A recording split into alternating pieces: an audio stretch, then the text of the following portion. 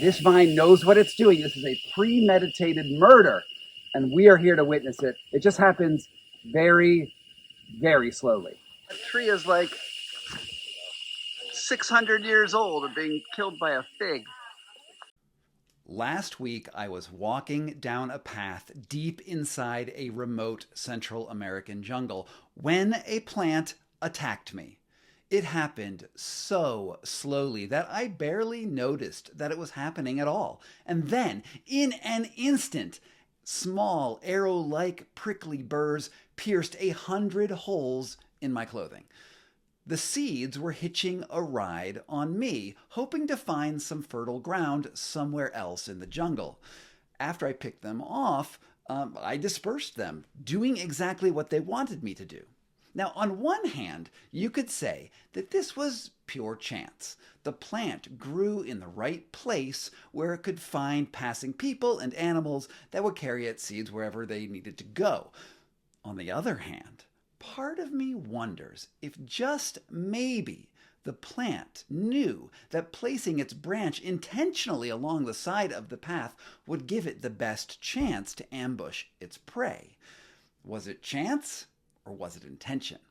In other words, was this plant a step ahead of me this whole time? Now, this entire idea may sound a little crazy to you. Obviously, plants don't have a central nervous system in the same way that we mammals do.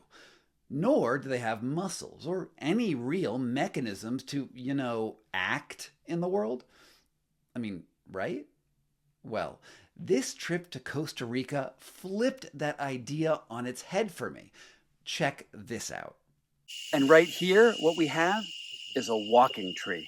This tree puts down roots, and if it doesn't like its spot, it will put down new roots and kill the roots on the other side of the tree and walk, probably not very far. We're probably talking about 1 meter a year, but this tree can locomote. It can relocate itself for better terrain.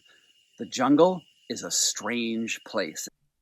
Yeah, that's right. There are trees in the jungle that literally walk around. Now, it takes a hell of a long time, of course, but plants aren't in a hurry in the same way that humans are. Maybe the reason that we don't think plants are conscious is simply because they move at an entirely different speed. We think in seconds, whereas plants think in terms of months and years. Now, don't just take it from me. There's a book called The Hidden Life of Trees by Peter Woolbehin that talks about the ways that trees and forests communicate with one another through sounds, pollen, and miraculously complex root systems. Trees will warn one another about infestations. They'll synchronize dropping their leaves and, in some cases, even provide nutrients to other trees that have been cut down by loggers for simply what it seems out of the goodness of their tree hearts. There's also an entire parallel network of fungi called mycelium that works in conjunction with tree roots to communicate and share resources. Lest I remind you, there are even some fungi that you can eat that will make you hallucinate and think you're talking to God. Some shamans say that's how certain plants choose to communicate with humans. I wrote about that in my book, The Wedge. Well, all of that is well and good, but murder? Is that something that plants really get up to? Well, it just so happened that where I was staying at Osa Conservation, a lush research station full of scientists and conservationists, that I had the chance to hang out with the tropical ecologist and author of 9 books, Adryan Forsyth. His book, Tropical Ecology, is an absolute masterpiece on the interconnectedness of nature. Now, we were hiking through the forest when we came across a fig vine that had completely devoured a palm tree. Would you say that these are homicidal plants? I would say that these are arbocidal plants, to be a little more specific. But yes, they are they're strangling their fig the host plant slowly. It's already killed the host tree, which was this big tall Shelia palm. And what has happened is a bird has eaten a fig fruit from another strangler fig and defecated a little fig seed into the crown of the palm.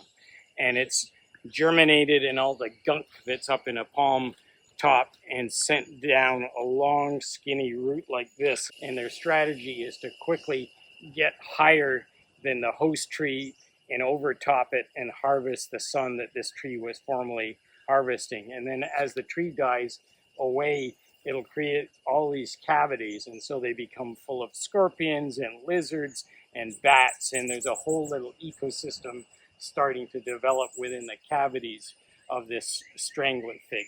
When Adryan talks about it, even murder has a broader ecological purpose. Plants that compete with each other for resources ultimately create new habitat for other plants and animals that lead to greater biodiversity and a stronger, more resilient forest in general. But he also mentioned that plants that go on the attack also fight for nutrients in the soil. And this reminded me of a story that has been going around the internet for years. Now, sure, you've heard of Venus flytraps. But have you heard about carnivorous bramble bushes that eat whole sheep? Now, it's a strange phenomenon, but the woolly coats of sheep get easily tangled in sharp brambles and will immobilize a hapless animal until it slowly starves to death or dies of thirst. Now, it's a terrible way to go, but a dead animal carcass is also a huge boon to the bramble bush's ability to grow and store nutrients. Once the sheep decays, the bush can munch on the leftovers for years. So yeah, plants murder mammals too. We humans have a terribly limited and egocentric view of the natural world.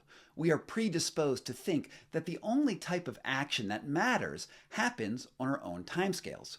We think of consciousness often in terms of movement and direct actions, but plants don't operate by the same rules at all. To them, we, the animals of the world, are these transient blips that cause chaos in the environment. They appease us by growing fruit that we can eat, without us realizing that the act of eating is a part of a strategy for that plant to spread its seeds far and wide. We eat plants, but they use us too. Maybe you think that humans rule the world. I mean, it's natural. We've built cities and lasting institutions, and our species is just about, well, everywhere. Yes, it's true that humans make a significant impact, but just look at a picture of the Earth from space. See all that green? Those? They're all plants.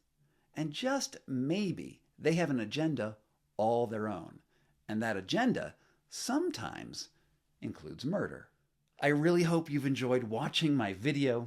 I'd like you to please sign up for my newsletter in the link down below for some big thoughts about evolution, consciousness, and the ways that everything is much more interconnected than it appears. Now, I also want you to check out a link to Osa Conservation in Costa Rica. It is this phenomenal nature reserve that is reforesting rainforest. And you can't visit there by just sending a note, but there are internship programs, and it is a very worthwhile cause where they're building animal corridors to connect stranded jaguars to better areas of jungle, and they are so cool, and I want you to check them out. So there's links down below about them down there. So see you soon. Thanks so much for watching.